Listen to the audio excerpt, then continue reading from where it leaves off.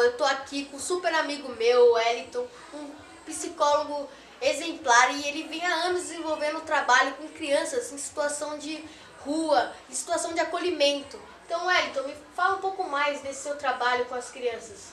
Sim, então eu trabalho com criança e adolescente, né, já há quase há 10 anos, já na região central de São Paulo. E é desafiador e gostoso. Já na minha formação, no meio da minha formação, eu já escolhi trabalhar nessa área. Né? O que me motivou foi uma incógnita, né? Que era em relação aos garotos, que é comum. E eu também pensava que eram garotos que não tinham famílias, né? Que eram abandonados na rua e tal. E eu descobri que não era isso, né? No decorrer da minha formação, e eu fui pesquisar e procurar mais sobre, né? Fui trabalhar nessa área. E essas garotadas, eles têm família, tudo. E aí o que leva à situação tanto de rua ou a situação de acolhimento, já é um espaço ali para garantir seus direitos, é justamente porque houve algum direito deles violado, né? E aí eu acho que é importante entender um pouco sobre isso, né? Como que esses direitos são violados.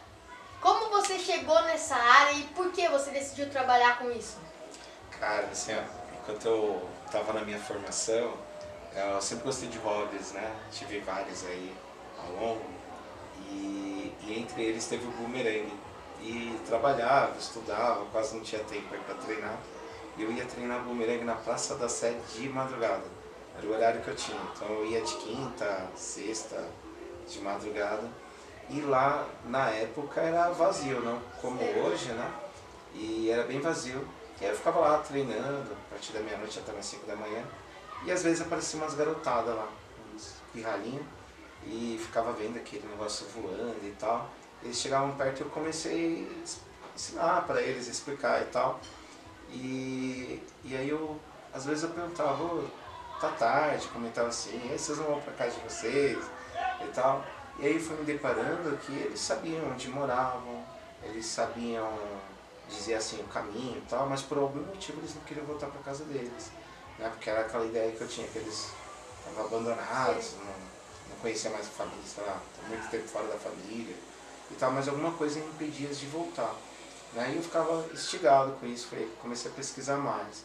Né? Então o que disparou um pouco mais foi essa questão a partir de um hobby meu. Né? Antes disso eu pesquisava a questão de saúde mental e aí comecei a pesquisar mais a área da área social das crianças. Né? E aí onde eu vou trabalhar em uma instituição de acolhimento, que aí também tem outros paradigmas. Né?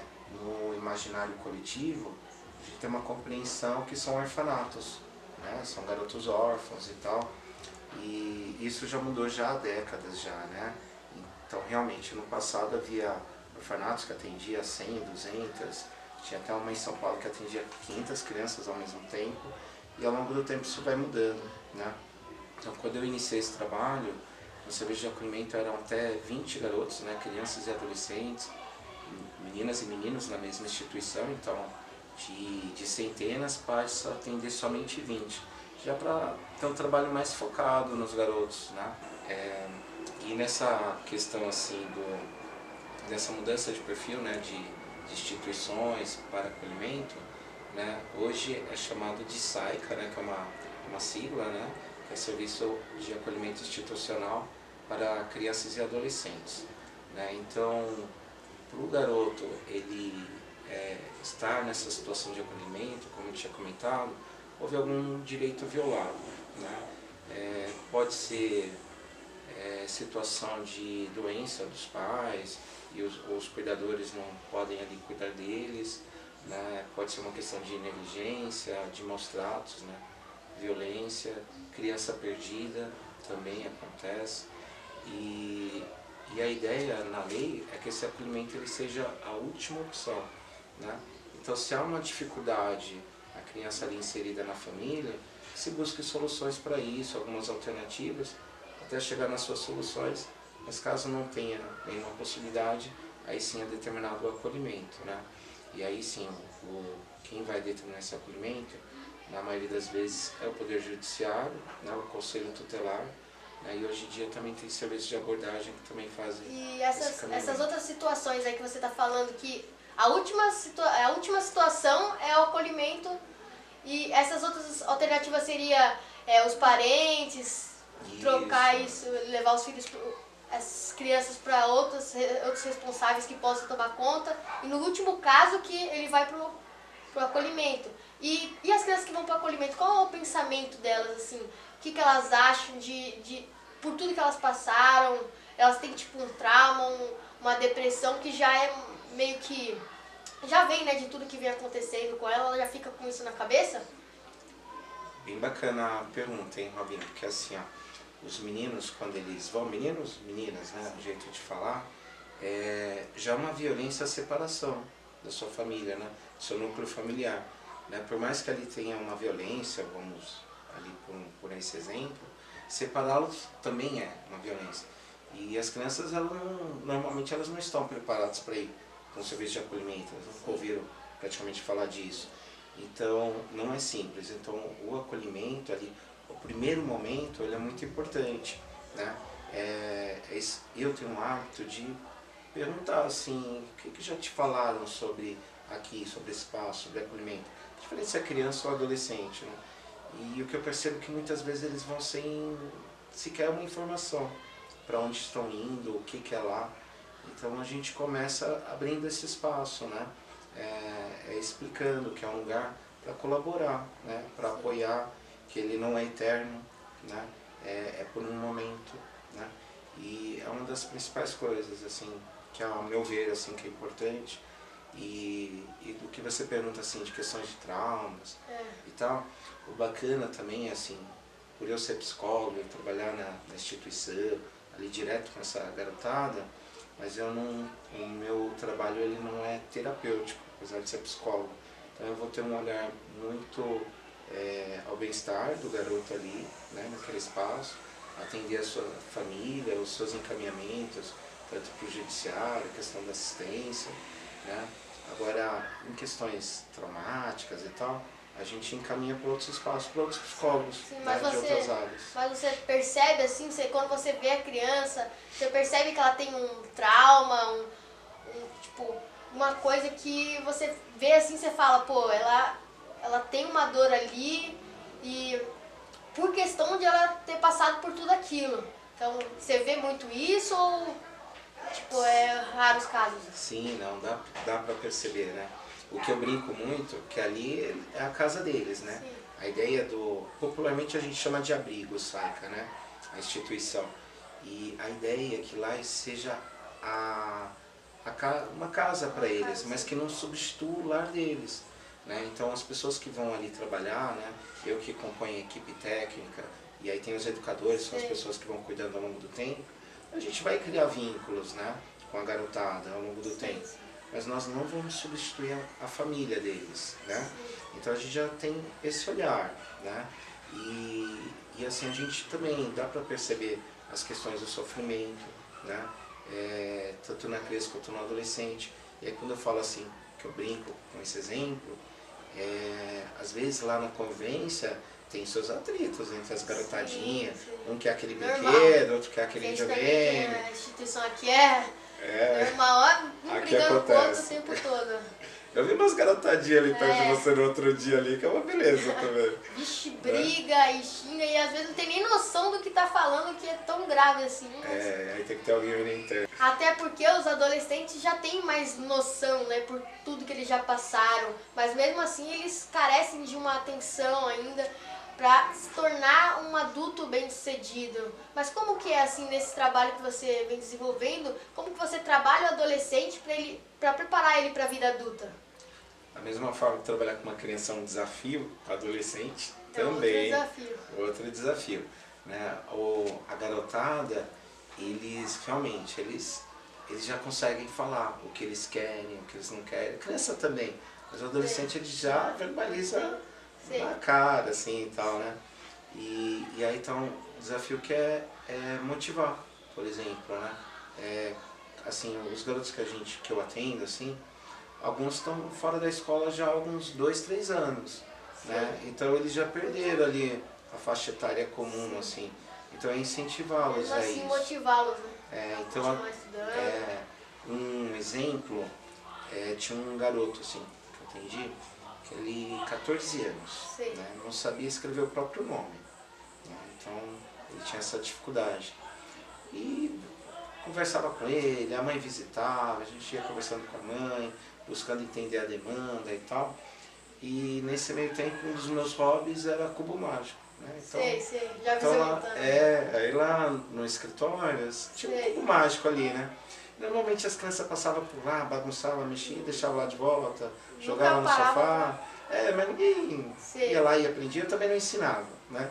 E aí chegou um garoto lá, que nem era esse de 14, e pegou e perguntou assim, como é que faz? Aí eu fiquei estranhando assim, é assim, vai lá menino, vai. Aí ele voltou com a parte montada que eu tinha explicado. Eu falei, caramba. Aí você foi ensinar. Aí eu ensinei, dei mais uma dica. O menino voltou também. Esse tinha uns 12 anos. Voltou montando, né? Eu falei, legal. Melhor e tal. Aí legal. Aí eu fui dando umas dicas. E aí esse garoto de 14 anos, ele tinha muita dificuldade na escola, né? E volta e meia a gente tinha que acompanhá-lo lá, porque ele estava no 6º ano, se eu não me engano. Eu não sabia escrever o próprio nome. E ele era muito amigo desse de 12. E aí o de Deus começou a ensiná-lo e tal. E quando eu reparei, o de 14 ali estava montando também. Eu falei, opa, vem cá. Aí eu comecei a ensinar e tal. Não sei o que, o menino ficou fera assim no cubo. Né? Ficou assim, melhor que eu, assim, a gente começou a disputar. E aí ele pedia para levar para a escola dele o meu cubo. Né? Eu falei, tal, mas você tem que estudar, né? Tal, não sei o que. Aí um dia eu deixei. Né? Aí ele levou e tal. E nesse meio tempo a professora tinha muita dificuldade, resistência com ele, né, bastante. E aí ele vinha reclamando da professora também, eu buscando mediar essa situação. E eu falei assim para ele, vai lá, mostra o cubo mágico para ela, mostra que você aprendeu, que você sabe, né, que são as potências, né? Sim. Que são as potências, que o menino ele vai aprender aquilo que ele gosta e tal, tem que ter os incentivos, né? Você gosta, é mais fácil, se dedica mais, né? E aí ele começou a disseminar isso na sala dele. Sala inteira. E aí a professora começou a olhar para ele de outro modo, assim, de atenção. Alguém que queria aprender, né? Porque se Sim. esforçou, então... Pra mim, ao meu ver, né, se eu fosse a professora, eu ia falar, caraca, ele tá querendo aprender, então é só eu incentivar ele a gostar de estudar também, fazer alguma coisa assim. De qual maneira? De qual maneira. E aí foi bem bacana, porque aí a gente, a partir desse ponto, nós conseguimos essa parceria com essa professora. E aí o aprendizado dele mudou. Então ele tinha muitas habilidades manuais, ele levava papelão e fazia instrumentos. E a garotada da sala dele embarcou na onda, assim, e ele começou a desenvolver na escola, assim, foi bem rico.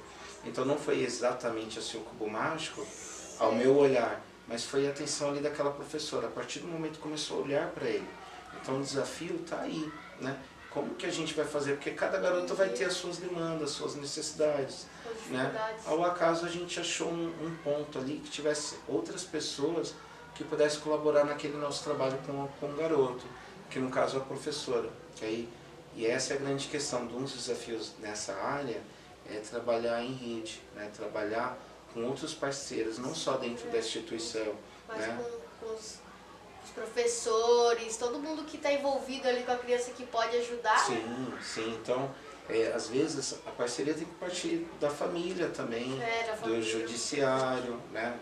Às vezes até da comunidade em volta da instituição. Um outro exemplo, na rua da instituição tinha um artista plástico e tal. E aí, anos trabalhando lá, tinha uma amizade com ele, ele abria o ateliê dele para garotada, né? Aquela garotada que gostava e tal, não sei o quê. Ele abria uns 2 dias na semana. Isso é uma parceria com a comunidade, por exemplo. Né? Isso é bacana, isso que é importante. Como exemplo. E aproveitar que você falou de família, no meu curso Vida Extraordinária Pais e Filhos tem um módulo, o primeiro módulo do nosso curso, que é exatamente sobre a família, a importância de você escutar seu filho, prestar atenção no que ele fala, até para você saber preparar ele para a vida adulta, como agir em determinadas situações, da melhor forma possível. E o que você acha disso, né, da importância da família nessa área que você trabalha? Então, a família ela é o principal, né? Quando a criança, né, ou adolescente, ela vai para uma instituição de acolhimento, a ideia é que sempre é que ela retorne para sua família. Na impossibilidade, aí pode ser pensado numa família substituta, né? Agora, na questão colaborar com essa família, né? Se ali tem um problema, identificar essa demanda, né? E preparar essa família para a criança ou adolescente ela retornar ali para um local seguro, né? Ou uma família extensa também, né? Agora, quando eu falo de família, eu lembro da minha experiência, além de trabalhar com criança e adolescente, também já trabalhei com adultos, né, em situação de vulnerabilidade, situação de rua, e também trabalhei em hospital de custódia, né, que eram os antigos manicômios judiciários e tal. E aí, se a gente for pensar aí nos paralelos, né, na questão da família, quando eu trabalhei com adultos, quando a gente vai conversando com eles, quando eu ia conversando, algo me impedia de voltar para sair da rua, por exemplo. E aí quando vai conversando, ali tinha um conflito na família que não estava resolvido. Porque no primeiro olhar, por exemplo, tinha uma questão de alcoolismo, né? Então se a gente só pelo primeiro olhar, a gente vai trabalhar o alcoolismo, né? E só vai conversando mais profundamente e tal. E ali tem um conflito ali na família que o impede, dificulta de voltar, né? E no hospital de custódia, o que eu percebi ali que eu fiquei prestei bastante atenção e tal, que eles tinham cometido algum ato, né? Algum crime e tal, só que eles não podem ser condenados porque tem uma questão de saúde mental. Mas para ter alta de lá, às vezes demorava 8 anos, 10 anos para eles terem alta. E para eles terem essa alta, eles precisam da família, né? Para eles irem para a família. E às vezes era uma pessoa de 40, 50 anos lá e precisava da família para poder retornar. Então, como eu fui percebendo ali, apesar, enquanto trabalho, quanto a família é uma base, né?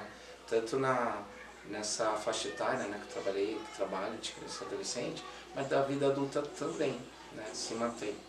Não sei se te responde. Realmente, eu também concordo com isso. A família é muito importante, ela entender o filho. E agora uma outra coisa também, qual que foi a pior cena que você já viu, a pior situação, tipo uma criança que te deu mais trabalho, que você achou que ia ser muito difícil transformar ela e que depois você viu que você estava conseguindo mudar essa pessoa? Foi aquela criança lá de 14 anos que você falou? Ou teve uma outra também que foi a pior cena que você já viu assim, na sua área de trabalho? Tem. As lembranças, tem ótimas lembranças, tem lembranças ruins, são N's, né? Mas quando você foi perguntando, eu lembrei de duas, né? Uma foi logo no início da minha carreira, assim, na área social. Deparei com uma criança de 6 anos, que ela foi perdida na região central, que ela foi encontrada, na verdade, e ela não sabia identificar onde ela morava, o nome dos pais, assim, endereço e tal. E tivemos bastante dificuldade de encontrar a família, levou quase um mês, que eu me lembro, assim. Só que o impressionante foi quando a mãe vai fazer o encontro da criança, a mãe não deseja ela, fala que ela não tinha, ela não dava conta da criança, foi o que ela falou, que a criança era muito bagunceira, alguma coisa assim, agitada, e ela não dava conta. Eu fiquei impressionado, né? É uma criança de 6 anos, né? Então essa me marcou bastante, né? Tanto que ao longo dos anos, toda vez que eu me deparava com uma criança que estava perdida, acabava me movimentando muito isso, e sempre para identificar essa família, encontrar, né? Então acabou mexendo muito isso comigo, né? Foi bem marcante. Agora, dentro dos desafios, eu lembro de 2 adolescentes, né, que se conheceram na instituição, né? Eles estavam com 17 anos na época, tinham acabado de fazer 17 anos, se conheceram lá, e um deles tinha uma vivência da rua, de tráfico, né, de uso de drogas e tal, e ele era muito agressivo, né? Qualquer coisinha que acontecia, ele enchia o peito, ele falava com o peito inchado, ficava muito bravo, não conseguia nem falar, né? E o quanto a gente teve que desenvolver a fala para ele, o diálogo, a conversa, a partir do encontro com o outro, como conversar, como expor, de onde vem essa raiva. Né? Essa raiva não é porque alguém pegou o copo dele, tem outras coisas por trás. Quero isso, quero que você tinha perguntado, assim, de traumas, né, de violências passadas, e por que não buscar um acompanhamento psicológico para isso e tal. E esse garoto ele foi bastante estimulado, né, tanto num tratamento terapêutico, mas também numa área que ele gostava, que era a música, né, na época ele era do funk e tal, mas aí ele acabou migrando para o rap. Ele abriu um show de um rapper famoso na época, e aí tinha um outro garoto, amigo dele, 17 anos e tal, e eles não, quando eles fizeram 18 anos, eles optaram em não voltar para a família, apesar que eles tinham contato. Um era mais com a irmã, que era um pouco mais velha, né? O outro tinha bastante contato com a mãe, mas ele optou em não voltar para a mãe, mas só que também eles não queriam voltar para a rua, né? E no caso deles, eles foram encaminhados para a República Jovem, que é uma transição, é uma casa que normalmente são 6 garotos que vão morar lá, mas eles têm autonomia, têm a chave da casa, eles que cozinham, eles que limpam, é a casa deles, eles fazem o horário deles e tudo mais. É isso que eu ia perguntar, né? Vai desenvolver a autonomia deles para a vida adulta, né?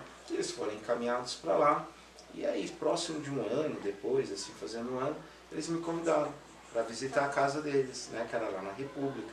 E aí eu fui lá, né, tal, e era um churrasco no domingo. Eles falaram, Wellington, vai ter um churrasco aqui, eu quero que você venha aqui e tal. Os meninos falaram. Eu falei, nossa, que bom, né, legal, vou, né. Aí eu fui, né, nesse churrasco lá na casa deles. E o churrasco era só eles e eu, assim, né, era só pra nós. Achei que ia ter mais pessoas e tal, achei engraçado. Mas é que foi bacana, que esses meninos lá, na hora que eu fui lavar a louça, né, que eu tinha comido e tal, eles não deixaram, eles começaram a brigar, né, tu não vai lavar o prato, ele é visita e tal. E eu fiquei rindo, né, e tal. E eles começaram a brigar porque um tinha comido a coisa do outro na geladeira, mas a briga era diferente.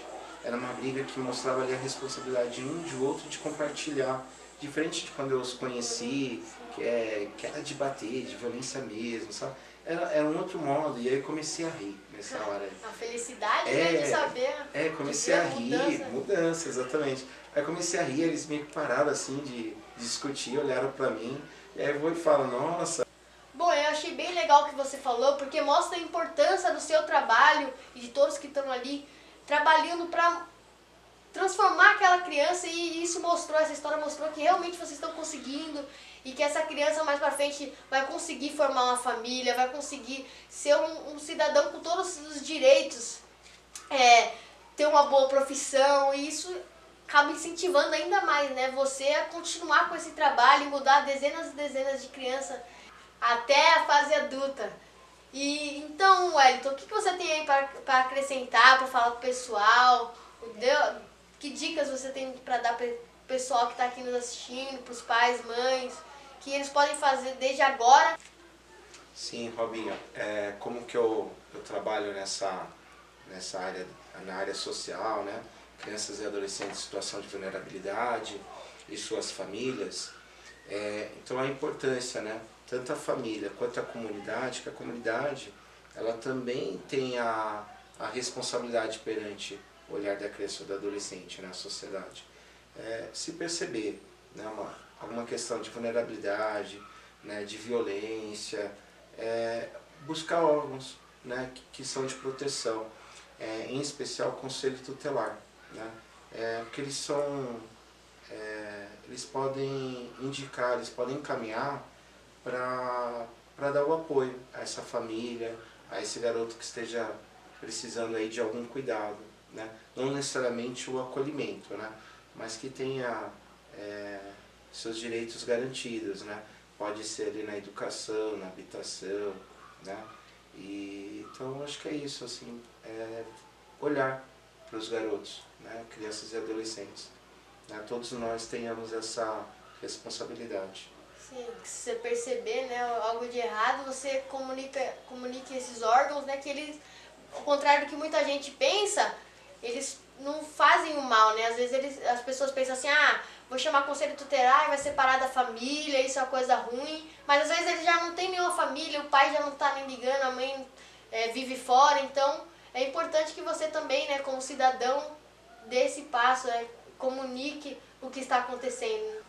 Bom, então eu queria agradecer a presença aqui, a sua presença, né, que eu acho que foi muito importante para acrescentar ainda mais, né, nesse curso Vida Extraordinária Pais e Filhos. Eu tenho certeza que todos vocês vão poder tirar muitas dicas do que o Wellington passou aqui. Foi muita coisa importante, então se precisar, reveja essa entrevista de novo e vá colocando em prática o que você aprendeu, que foi sensacional. Então, brigadão. Até uma próxima. Robinho. Prazer aí, parabéns aí pelo curso. Então é isso, brigadão, Wellington. E pra você que ficou com a gente até agora, põe em prática e nos vemos na próxima aula.